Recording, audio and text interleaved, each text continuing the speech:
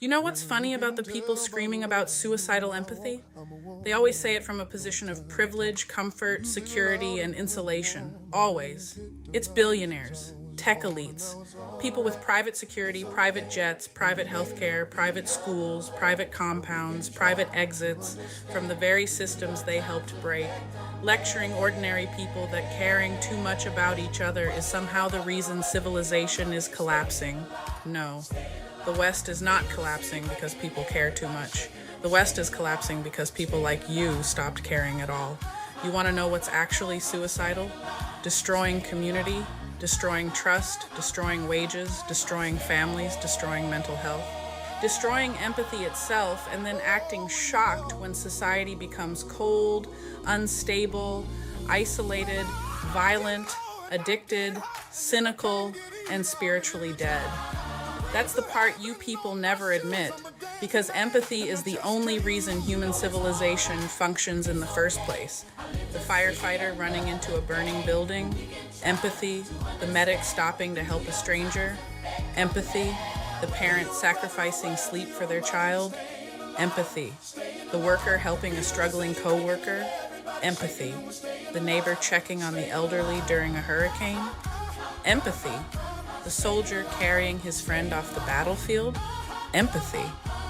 You remove empathy from society and what you get is not strength. You get sociopathy with better branding. And I'm so sick of this pseudo-intellectual Silicon Valley philosophy where emotionally detached rich people try to rebrand basic human compassion as some kind of evolutionary defect. No, asshole. Compassion is why we survived. Human beings did not conquer the planet because we were the biggest or strongest species. We survived because we formed tribes, families, communities, loyalty structures. We protected each other. We shared resources. We built trust. That is literally the foundation of civilization.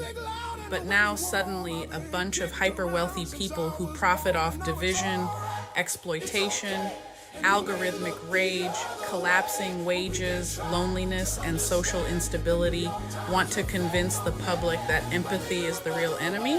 What a convenient narrative, especially from people whose entire empires depend on other people still having empathy. Because when their house catches fire, they expect firefighters. When their kid gets sick, they expect doctors who care. When they are depressed, they expect compassion. When they make mistakes, they demand forgiveness. When they need public support, suddenly empathy matters again. Isn't that interesting? The people mocking empathy never want to live in a world without it themselves. They just want a world where empathy only flows upward toward them. And let's talk about the spiritual arrogance for a second. Using Jesus Christ to attack empathy is one of the most backwards things I've ever heard in my life. Christ fed the poor, he healed people, he defended the vulnerable, he wept with people, he forgave people, he sacrificed himself for people. Now suddenly people want to act like compassion itself is a civilizational weakness? Stop it. What's actually destroying the West is greed without limits, consumption without meaning, leadership without integrity, wealth without morality, power without accountability, technology without wisdom, and people so emotionally disconnected from humanity that they now see kindness itself as a design flaw. That is the real sickness. Not empathy, not love, not mercy, not humanity. The real collapse begins when a civilization becomes so spiritually hollow that billionaires can convince ordinary people that caring about each other is the problem instead of the corruption bleeding society dry in broad daylight.